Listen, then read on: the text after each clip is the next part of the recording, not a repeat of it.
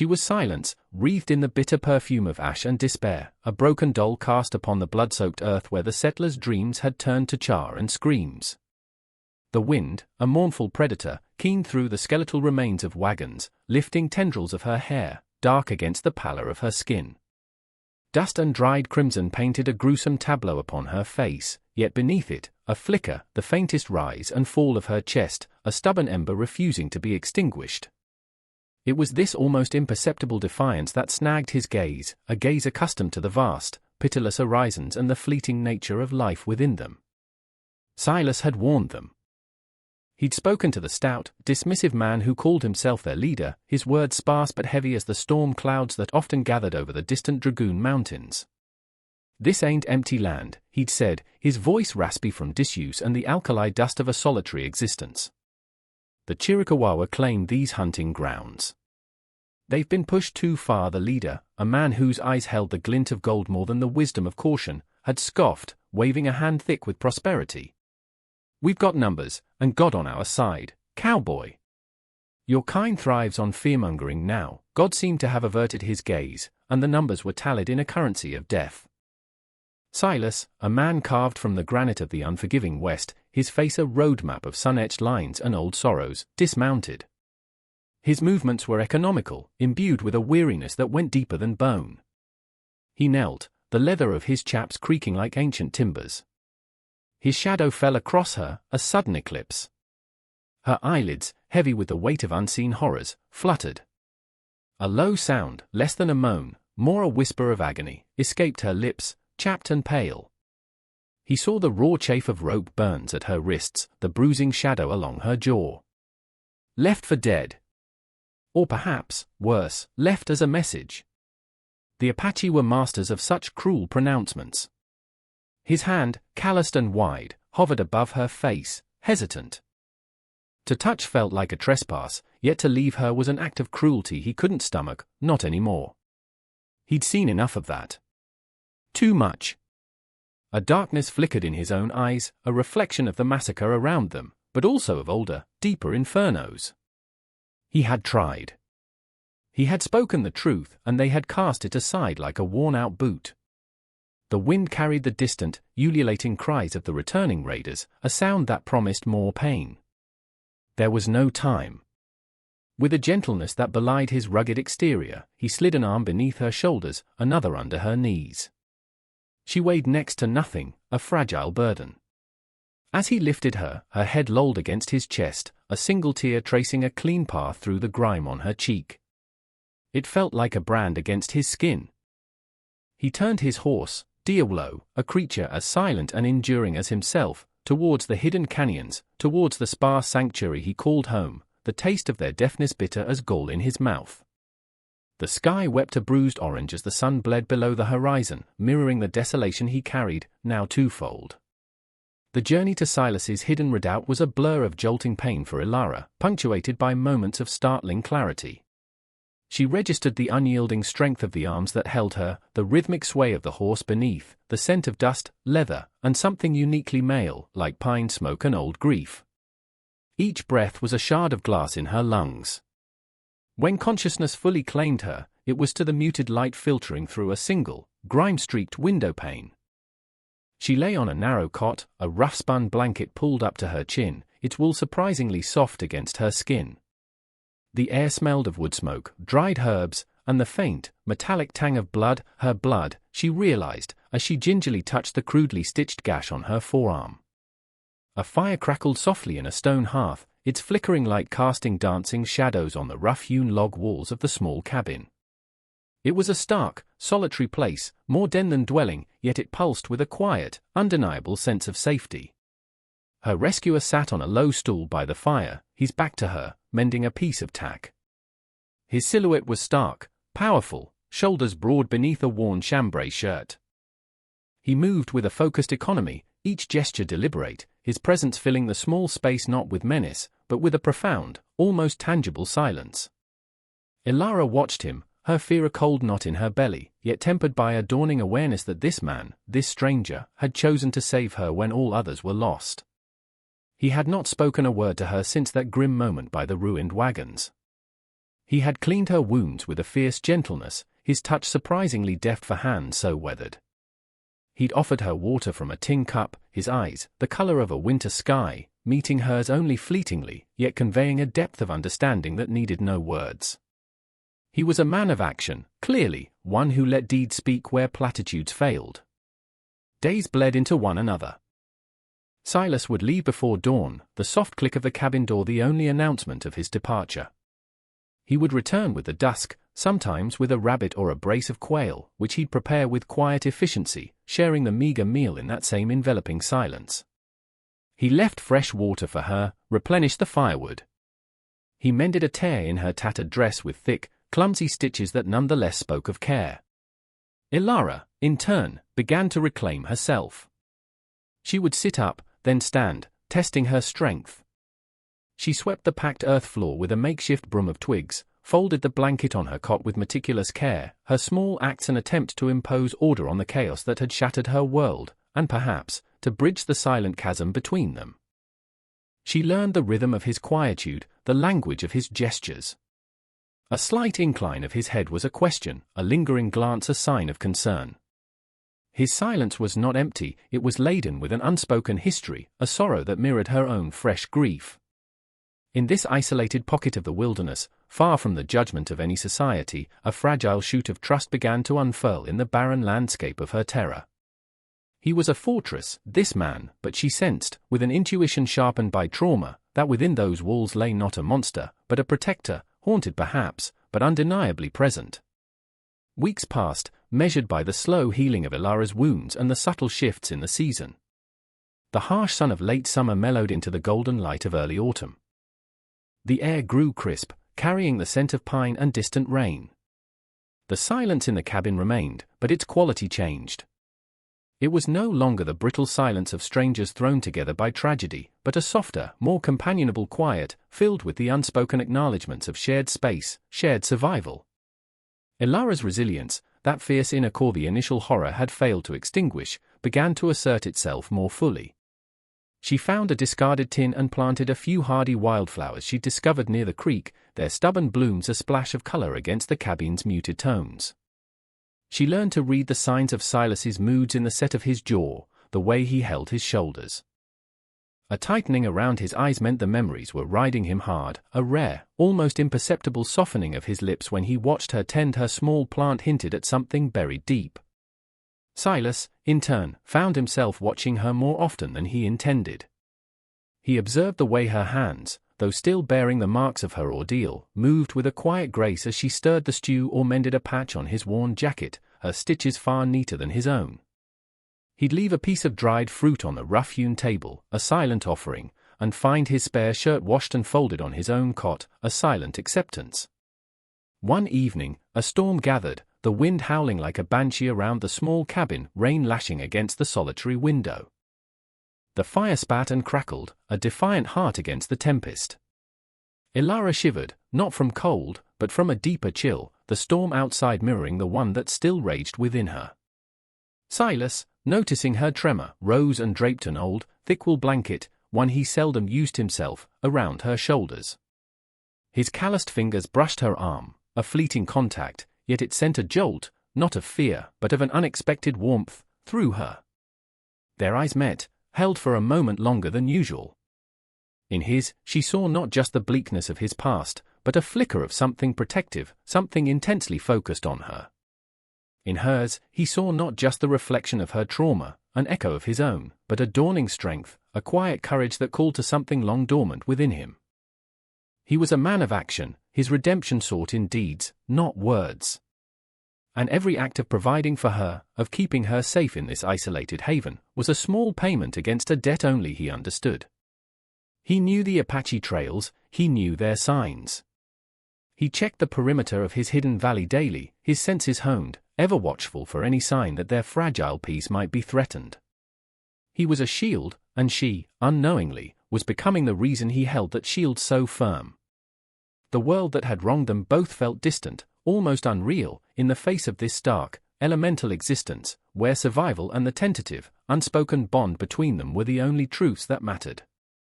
The turning point arrived not with a thunderclap, but with a quiet discovery. Elara, searching for a piece of twine to tie back a stray lock of hair that persistently fell into her eyes as she ground dried corn, opened a small, crudely made wooden chest tucked beneath Silas's cot, a place she had instinctively avoided. Inside, beneath a neatly folded, surprisingly fine linen shirt yellowed with age, lay a single, dark eagle feather, tied with a strip of faded blue cloth, and beside it, a small, worn leather pouch. Her fingers, hesitant, trembled as she picked up the pouch. It was unexpectedly heavy.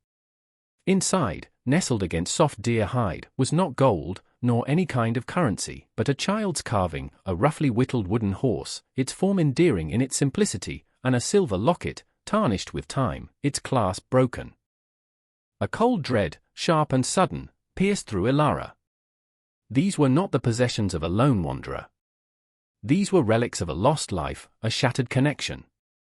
She felt like an intruder, her hand recoiling as if burned. Just then, the cabin door opened, and Silas stood framed in the doorway, a brace of rabbits in his hand, the evening light limning his formidable silhouette. His gaze, usually so guarded, swept from her stricken face to the open chest, then to the pouch in her hand. The air thickened, charged with a sudden, unbearable tension. For a long moment, he didn't move, didn't speak.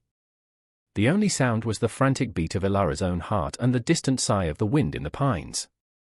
Then, he slowly closed the door, placed the rabbits on the table, and walked towards her. He knelt, not in anger, but with a profound weariness, and gently took the pouch from her unresisting fingers. His voice, when he finally spoke, was a low rasp, like stones grinding together. They were, my wife, Sarah. And my boy, Little Hawk. The name, Little Hawk, hung in the air, heavy with unspoken meaning. Elara's eyes widened. Apache. The word was a silent shock. The cruel Apache raiders from the settlers' terrified whispers. Silas's son had an Apache name. He didn't look at her, his gaze fixed on the small wooden horse he now cradled in his palm as if it were the most fragile thing in the world. Sarah, she was Chiricahua. We tried to bridge the worlds. For a time, it worked. His jaw tightened, a muscle feathering along its line. Then came men like the ones who led your wagon train. Full of greed. They saw only savages, not people. Broke treaties. Took what wasn't theirs. He paused, the silence stretching. There was a misunderstanding. Retaliation. My boy, he was caught in the crossfire. Sarah, she couldn't live without him. The words were stark, brutal, stripped of any self-pity, yet they laid bare a wound so deep Elara felt its phantom ache in her own soul. He had not just lost a family, he had lost a world, a belief in peace. His isolation, his silence, it wasn't just a preference, it was a penance. Elara didn't speak. What words could possibly suffice? Instead, she reached out, her hand covering his, her touch light but firm on the calloused skin that held so much pain. He flinched, almost imperceptibly, then his fingers curled slightly, a near unconscious response to her silent offering of solace. The storm that had been brewing within him for years, the one he fought to keep leashed, seemed to crest. He looked up then, his eyes raw, haunted, meeting hers directly. The band that attacked your people, they were led by Cale, Sarah's brother. He blames all whites. He warned me to stay away from your kind. He thinks I betrayed our ways by loving her. The trust between them, so carefully, silently nurtured, now faced its fiercest test. He had revealed the heart of his torment, the source of his haunted existence. Elara saw not a monster, nor a betrayer, but a man drowning in a grief as vast and unforgiving as the land itself. And in that moment, her own resilience found a new purpose, to be an anchor in his storm. The revelation hung between them, heavy as the scent of an approaching winter. Silas expected revulsion, fear, perhaps even accusation. Instead, Elara's gaze held a profound, sorrowful understanding that mirrored the desolation in his own soul. Her quiet acceptance was a balm he hadn't known he craved. But the fragile peace of their shared solitude was not destined to last. Days later, as Silas scouted the high ridges overlooking their valley, he saw the thin, unmistakable plume of smoke signals to the north, Cale's band. They were moving, perhaps searching. A cold dread settled in his gut. Cale was relentless, his grief twisted into a potent, consuming rage. He would not easily forget the presence of a white woman in territory he considered sacred, especially one who had survived his initial onslaught. That evening, the air was still, too still. The usual night sounds of the wilderness seemed muted, holding their breath. Silas sat by the fire, sharpening his knife with slow, deliberate strokes, the rasp of steel on stone a counterpoint to the anxious thrumming in Ilara's chest. He hadn't told her about the signals, but she sensed the shift in him, a coiling tension, a heightened alertness that spoke of imminent danger. The attack came just before dawn, the hour of ghosts and deepest shadows. A sudden war cry, chillingly familiar to Ilara, shattered the silence, followed by the thud of arrows into the cabin walls. Silas was on his feet in an instant, rifle in hand, his movements fluid and deadly. "Stay down," he commanded, his voice a low growl, shoving Ilara towards the relative safety of the cot against the far wall. But Ilara was no longer the helpless victim he had found amidst the ashes. Weeks of quiet observation, of absorbing Silas's frontier pragmatism, had rekindled her own innate grit. She grabbed the heavy iron skillet from the hearth, its weight a solid reassurance in her grip. The door burst inward, splintered wood flying, and Cale stood there, silhouetted against the pre-dawn gloom, his face a mask of fury, flanked by two warriors. "She is an ill omen, brother-in-law." Cale spat, his eyes burning into Silas. "She taints this land, just as her kind tainted my sister's heart." "She is innocent, Cale," Silas said, his rifle steady, his voice dangerously calm. "This is not the way, there is no other way." Cale roared, lunging. The cabin erupted into a maelstrom of desperate, close-quarters combat. Silas moved with the deadly grace of a panther, his rifle but a blur, but he was outnumbered. As one warrior grappled with him, another lunged towards Ilara. She didn't scream. With a defiant cry, she swung the skillet with all her might, connecting with the warrior's head with a sickening thud. He crumpled, stunned. In that instant, Cale, seeing his warrior fall to a mere woman, roared in outrage and charged Silas again, a long knife flashing. Silas parried, but Cale was driven by a fanatic's zeal. Just as Cale's knife seemed destined to find its mark, Ilara, her fear transmuted into fierce protectiveness, hurled a burning log from the fire. It struck Cale's arm, making him cry out and drop the knife, his buckskin sleeve smoldering. The distraction was all Silas needed. He disarmed Cale, his face a grim mask of sorrow and resolve. "Enough, Cale," Silas panted, his chest heaving. "This vengeance, it honors no one. Not Sarah. Not Little Hawk." Cale, defeated, his rage momentarily quenched by pain and surprise, stared at Silas, then at Ilara, who stood defiant, her eyes blazing. Slowly, something in Cale's fierce gaze seemed to break, a flicker of the man he once was, before grief consumed him. He gestured to his remaining warrior.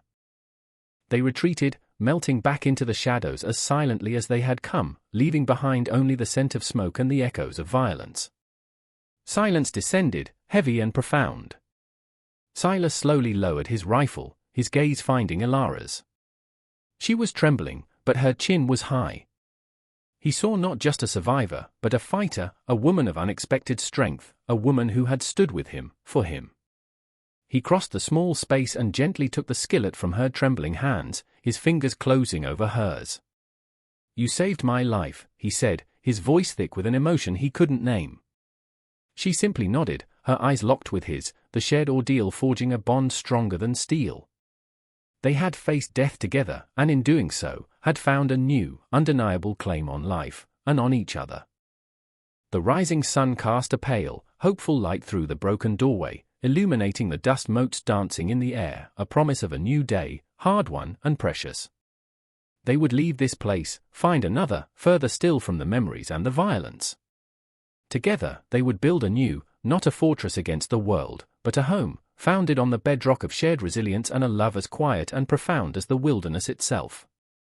Their scars, both visible and hidden, would remain, but they would be testament not to what was lost, but to what had been found in the heart of despair, a redemption, a belonging, an enduring peace. Their journey led them further west, towards lands less scarred by the bitter conflicts that had nearly consumed them. They found a valley nestled between towering peaks, watered by a clear, cold stream, a place where the silence was one of tranquility, not tension. Here, with their own hands, they built a small, sturdy cabin, its logs chinked tight against the wind, its hearth promising warmth against the coming snows. Silas, the haunted protector, found his ghosts quieting in the presence of Ilara's resilient spirit. The lines of sorrow on his face softened, replaced by a quiet contentment. He still spoke little, but his actions were a constant testament to his devotion, a wildflower placed on her windowsill, a warm hand on her back as they watched the sunset paint the sky in hues of fire and rose. Ilara, the survivor, found not just safety, but a profound sense of belonging. She filled their small home with the scent of baking bread and drying herbs, her laughter, once a forgotten melody, now a gentle song that echoed in the valley. She planted a garden, its bounty a celebration of life's persistence. The scars remained, etched into their memories and, for Silas, upon his skin, but they were no longer solely symbols of pain. They were reminders of the crucible that had forged their bond, a bond tempered in loss and loyalty, strengthened by courage and shared dreams. Their love was not a grand, declarative passion, but a deep, resonant chord, played out in the quiet rhythms of their days, in meaningful gazes across a crackling fire, in the comforting presence of one another as they faced the vast, untamed beauty of their new world. They had found their peace, earned not by forgetting the past, but by building a future resilient enough to hold its weight, a testament to the enduring power of hope and the redemptive strength of a love found in the harshest of frontiers. If their story of resilience, redemption, and the quiet strength of love forged in the unforgiving West has touched your heart, imagine the countless other tales of courage and connection waiting to be discovered. Subscribe to our channel for more dramatic narratives like this, where characters battle not only the harsh landscapes but also the demons within, finding solace and strength in unexpected places. Click that notification bell so you don't miss the next journey into the heart of the human spirit, set against the epic backdrop of history. Share this story if you believe in the power of second chances and the enduring light of love against all odds.